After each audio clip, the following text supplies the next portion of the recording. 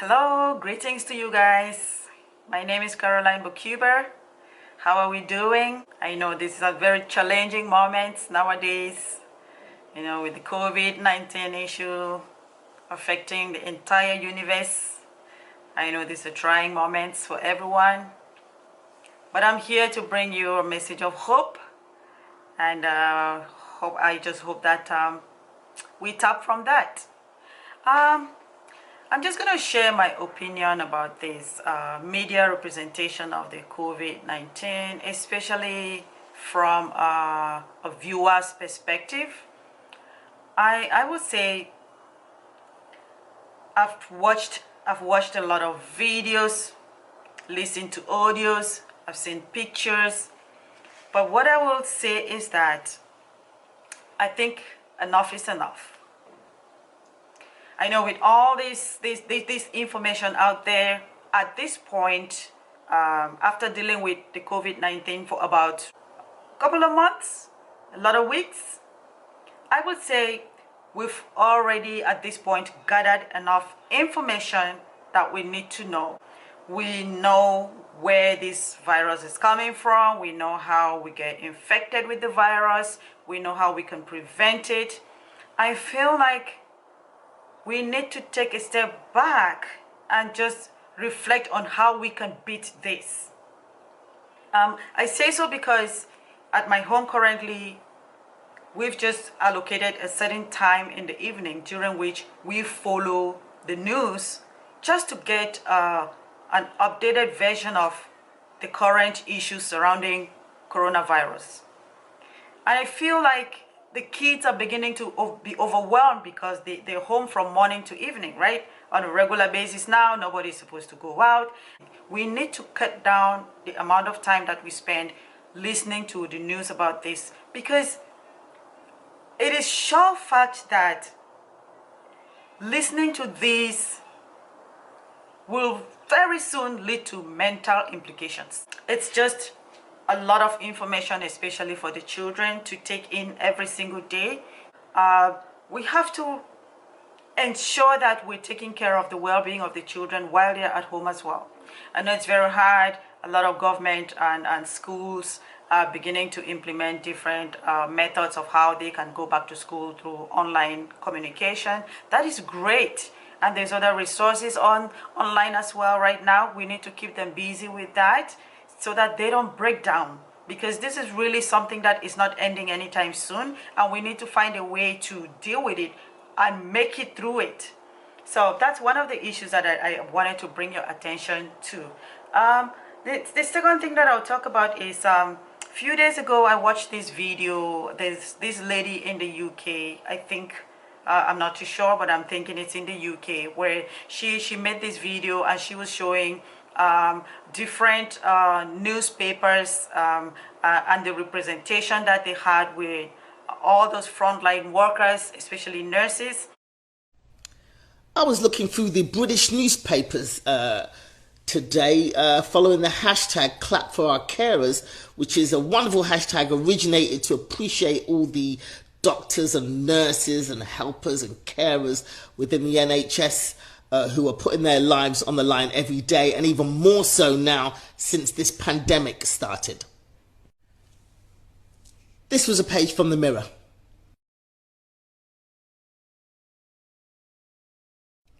Oh, and here's one from the Metro. And the concern with those newspapers was that they had a beautiful presentation of the recognition that we have for our frontline workers, but it was missing a piece. It kind of bothered me because the media, and whatever this lady said, the media tried to portray a lot of all these positive aspects and all the commending of frontline workers, but it left out the Black community. So that was a concern.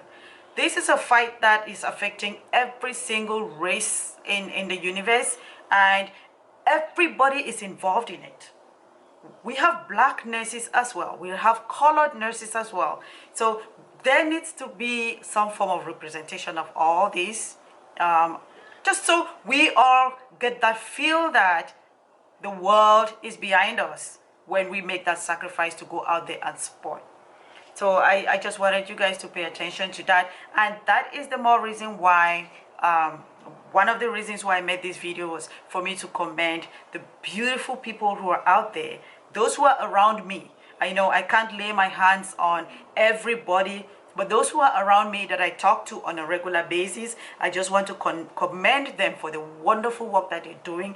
And from the bottom of my heart, I will speak on behalf of many others to say, we thank you guys for your services. We thank you for the time that you spend taking care of these patients who need your help.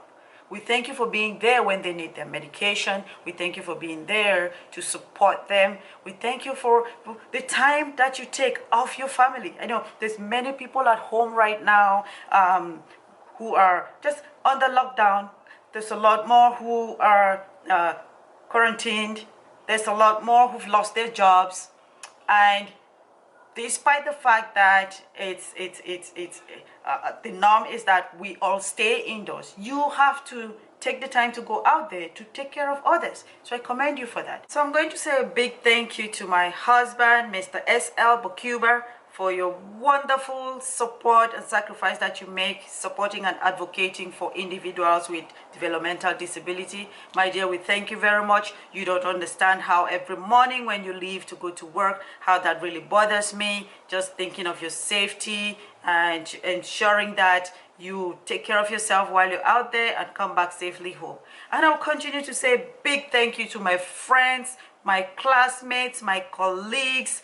A shout out to Eunice and Carol Langwe, to Franca, to Colette, Claudine, Micheline, Dora, Ida Helder, Ajebe, Mandy, Marina, Innocent, Christina AJ, Kathy Paris, Micheline, Tabika Cran Morris, Kominane, Laura Bochi, Valerie, Otto, Gwen. You all are doing an amazing job, and all I can say from the bottom of my heart, I am thanking you on behalf of so many people out there. Keep doing what you're doing. Stay safe, be strong, and we will continue to pray for you. Also, I will say, touch one another. I don't mean physically.